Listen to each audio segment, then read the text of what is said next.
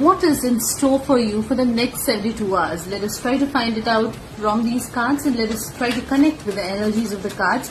अगले 72 hours आपके लिए कैसे होंगे? Let us try to connect with the divine energies of these cards, commenting 111.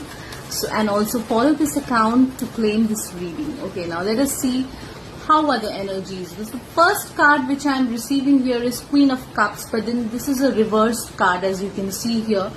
So there's a lot of codependency that is there surrounding you. You are kind of not able to deliver your work, or you're not able to make any decision by yourself, is what I feel. There's a lot of insecurity in this present situation, or maybe in the past few days, जो मुझे दिख रहा है यहाँ पे. Yeah, so definitely you seem to do a lot of hard work, and you are going to receive the fruits of your labor, and you are going to, it's the time that you receive rewards, you receive luxury, you receive a lot of self-sufficiency and financial independence. So you can see here, this is a very positive card. So this shows that you will definitely receive the labor for your hard work.